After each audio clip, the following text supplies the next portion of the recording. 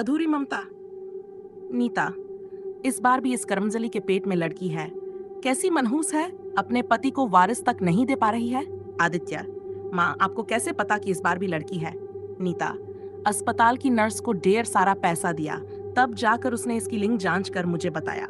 आदित्य, मगर माँ ये तो गैर कानूनी है, किसी को पता चल गया तो लेने के देने पड़ जाएंगे। नीता, तो तू क्या चाहता है, फिर से 9 महीने इसकी सेवा करूं और हजारों रुपए में एक लड़की और घर लेके आ जाऊं? फिर तू सारी जिंदगी इसकी खिदमत कर और उसके दहेज के लिए पैसे जुटा। नहीं, मैं ये नहीं होने दूंगी। आदित्य, तो आप क्या करोगी।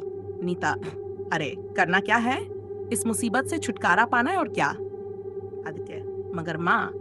नीता, कैसे तैयार नहीं होगी। अरे उसे कुछ पता ही नहीं चलेगा, तू बस कल सुबह उसे डॉक्टर के यहाँ चलने के लिए बोल देना, बाकी सब मैं देख लूंगी। दूसरी तरफ सुरभि बहुत परेशान थी। 2 बेटियों के होने के बाद वो तीसरी बार माँ बनने वाली थी।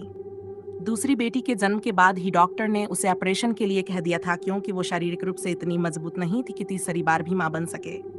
उसके बहुत मना करने के बावजूद पति आदित्य अपनी माँ की जिद के आगे हार गया और उन दोनों को अपने तीसरे बच्चे के बारे में सोचना पड़ा। मगर उसकी तबीयत इतनी खराब थी कि वो घर के रोजमर्रा के काम ही नहीं कर पा रही थी। आदित्य, सुरभि कैसी हो, तबीयत तो ठीक है ना। सुरभि, मुझे बिल्कुल अच्छा नहीं लग रहा है, मैं कुछ दिनों के लिए अपने मायके जाना चाहती हूँ। आदित्य, तुम ऐसे क्यों बात कर रही हो, मम्मी तुम्हारा इतना ख्याल तो रखती हैं। कल तुम्हारे लिए डॉक्टर का स्पेशल अपॉइंटमेंट लिया है, सुबह जल्दी तैयार हो जाना। सुरभि को आदित्य की बात पर यकीन ही नहीं हुआ कि उसकी सास ने उसकी बेहतरी के लिए डॉक्टर से अपॉइंटमेंट लिया होगा। वो नहीं जाना चाहती थी, मगर आदित्य की जिद के आगे सुबह तैयार होकर अपनी सास के साथ अस्पताल पहुंच गई। नीता जी ने डॉक्टर से पहले अपॉइंटमेंट लेकर रखा था, इसीलिए उनके जाते ही नर्स उसे ओटी में ले गई और ऑब्जर्वेशन की तैयारी करने लगी। बेहोशी की हालत में सुरभि को कुछ समझ नहीं आ रहा था कि उसके साथ क्या हो रहा है, मगर सुरभि की शारीरिक कमजोरी के कारण उसे बहुत ज्यादा रक्तस्राव होने लगा, जिसे देखकर नर्स और डॉक्टर दोनों डर गए। नर्स, डॉक्टर, अब क्या करें, इसकी तो ब्लीडिंग रुक ही नहीं रही है। डॉक्टर, मुझे भी समझ में नहीं आ रहा है, ओ पॉजिटिव ब्लड का इंतजाम करो, इसे ब्लड चढ़ाना पड़ेगा वरना इसकी हालत और खराब हो जाएगी। डॉक्टर के कहते ही नर्स तुरंत ओटी से बाहर निकली और ब्लड का इंतजाम करने में लग गई। दूसरी तरफ सुरभि की हालत गिरती जा रही थी। नर्स ब्लड लेकर पहुंच पाती उसके पहले ही सुरभि मर चुकी थी। Doctor, we are sorry, she is no more. कमजोरी के कारण बहुत ज्यादा ब्लीडिंग हो गई, हम उसे नहीं बचा पाए। अपनी पत्नी की मौत की खबर सुनकर आदित्य तो टूट सा गया, मगर नीता जी खुश हो गई। अब वो अपने बेटे की दूसरी शादी करने के लिए स्वतंत्र हो गई थी। नीता, अरे क्यों फिक्र कर रहा है तू, क्या कमी है तुझ में, तेरे लिए लड़कियों की लाइन लगा दूंगी। अभी इसके मायके वालों को फोन कर इस मुसीबत से छुटकारा पाते हैं। सुरभि का अंतिम संस्कार कर जब आदित्य घर लौट रहा था, तब अचानक साफ मौसम में तूफान आ गया। तेज तूफान के कारण आदित्य की गाड़ी चलाना मुश्किल हो रहा था। बारिश के कारण कुछ भी सामने नजर नहीं आ रहा था। तभी अचानक उसे ऐसा लगा कि उसकी पत्नी सुरभि सामने खड़ी है। उसने तुरंत झटके से ब्रेक लगाया, मगर गाड़ी उसकी पत्नी से जाकर टकरा गई। आदित्य, सुरभि नहीं, ये नहीं हो सकता।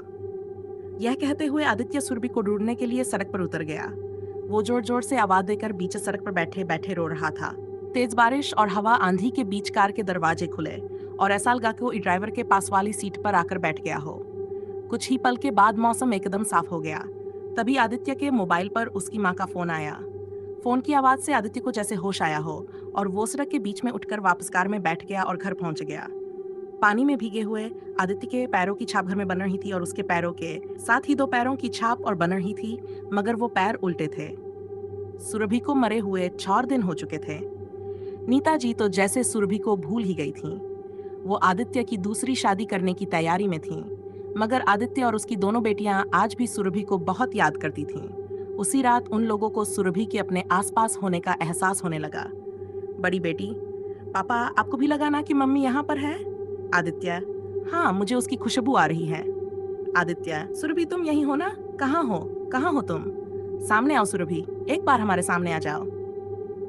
सुरभि अब नॉर्मल इंसान की तरह अपने बच्चों के साथ खेलती और पति से बातें करती।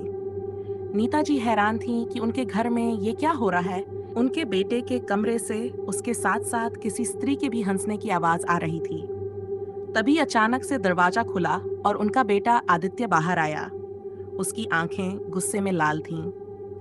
साड़ी पहने हुए उसने पूरा महिलाओं की तरह मेकअप किया हुआ था। अधूरी ममता, आदित्य सुरभि की आवाज में। क्या हुआ मम्मी जी, आप परेशान लग रही हैं? आप तो खुश थी कि मैं इस दुनिया से चली गई, मगर मैं लौटकर आ गई हूँ अपने आदित्य और बच्चों के पास। मुझे उन लोगों से कोई दूर नहीं कर सकता। उन लोगों को मैं अपने साथ लेकर जाऊंगी।